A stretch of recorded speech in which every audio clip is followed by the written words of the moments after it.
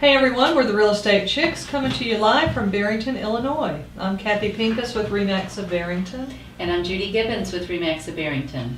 And today we're going to talk about those homeowner association rules. Well, and there's some crazy laws, just like in the Constitution, well, not in the Constitution, I guess in the bylaws. Or in the Bill of Rights. The Bill of Rights, something weird. I mean, there's some crazy, crazy laws out there. There's some crazy, crazy laws out there. There are, yes. Right. Yes, several states. Well, one state would think it was crazy in that particular state. They like slinging a gun out, you know. They don't it's care okay. about You that. can have an open beer and a gun in the back of your truck. Holla! It's fun time.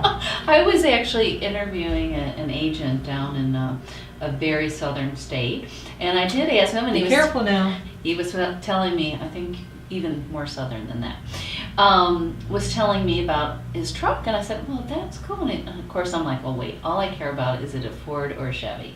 And all you people know the difference between a Ford and a Chevy, right? No. You don't?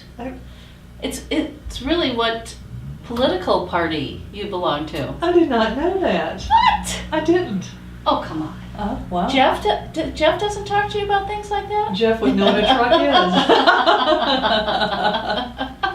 Okay, that explains it. Yes. But so then when he was, explaining to me about his truck, I said, okay, but I have one question. When you take clients out, do you have your gun in the back of the truck? Please say he said I said, no. please. He said, no, I don't care that truck. I don't care that in my truck when I'm showing property. I said, okay, you're hired. Good. I leave my gun under the seat when I show property. Yeah. But that's just me. I bring it into the house that I'm showing. But I take my bullets all out but one. Just make sure, because I might need one. Oh, gosh. And I'm from the South, so I can talk like that and get by with it. So don't tell me, don't email me. Don't be writing any letters about, okay. We love the South. I miss the We South. do. We love the South. And we believe in the right to Bear arms. Bear arms. Yeah. I mean, it is in the law, but there's just a certain point. We sort of digressed. Because what we really wanted to get to is you people in Iowa. That's what we really wanted to talk about. Can you believe there are no mother-in-laws allowed in Iowa in this certain homeowner association? That you can actually, if you're a man, now that kind of ticks us off right away. That does too. If you're a man in Iowa, the government grants you a special privilege. You're allowed, I'm talking funny, allowed to bar your mother-in-law from your home. Good heavens. Well, no, but the men get to do it, but the women don't. That's what I'm really upset about. Yeah, we don't care that you do it. It's let us do it too. Yeah, if it's good for the goose, it's good for the gander. Right. That's what my mom would say. Oh, good heavens. But that is a crazy rule. That is a rule. I want anyone from Iowa out there, if they have that in their association, please contact us, because we want to know more about that. I thought that was pretty funny. Right. And then, there's things that you need to find out too. Like in Oregon, you cannot hang your laundry outside to dry in a certain HOA. Really? Right. Well, now, and they can fine you. Back in the South, that's all we did was hang our laundry out on the clothesline. Now, why do you do that? Do you think it's because it smells fresher, or do you want people to see like what you bought at Victoria's Secret last week? Or well, first of all, they didn't have Victoria's Secret back then, and we didn't. I don't think we had a dryer. You don't think you had a dryer? Well, we did. No, it was just fresher. Yeah. And the dryers weren't. It was pretty stiff actually. Well, and then we used to iron the sheets. Oh yeah. And that was so nice. There's nothing like cuddling up to sheets that are ironed. I'll tell you what, my mother had it right. She sent our sheets out to the dry cleaners. Well, there you go. And they came back folded like I cannot fold those fitted sheets. Not tight enough. I've had lessons. I cannot do it. I'm sorry. So it just kind of goes like this. Yeah, you do. You just sort of do the roll. It goes into and then I think just by the weight of everything else, it'll kind of just. It'll just because you're going to sleep on it anyway. I can't. We digress. Right. But another thing, I mean, things like if your roof was damaged, let's say you live in a community where there's a certain homeowners association, let's say all the shingles on everybody else's house are brown. Right. And or cedar. Or cedar, and you go and put something that doesn't match. No. you will get fined. Tisk. Not only will you have to spend all that money to get the roof removed Ooh. and put the right one up, but no, that's you need to check the rule book before you do anything. And you know, when you do sign a contract for a home that's in a condominium or townhouse community, you have the right to receive the rules and regs. Right. Now, sometimes there's a fee for that, and sometimes. And usually it's at the closing table. Let me just read through this real quick before I. Or they say, read this tonight when you can't sleep.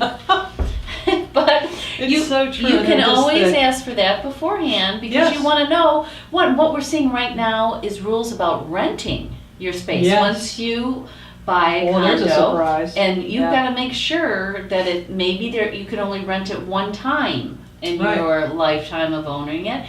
Because what we're seeing now, the condos that don't have that rule can't get financing because there's too many investor owners. Yes. So that's a really important fact that you need to find out before, I would say even before you write the contract. If you can't, yes, I think so too. And another good one that you brought up, you know, if you have a truck, let's say you're in the construction business and you have a truck that doesn't fit in the garage, and you just think that should be no problem, that you should be able to park it outside the garage and leave it there 24 hours a day. I'm guessing that's not going to fly with the homeowners association.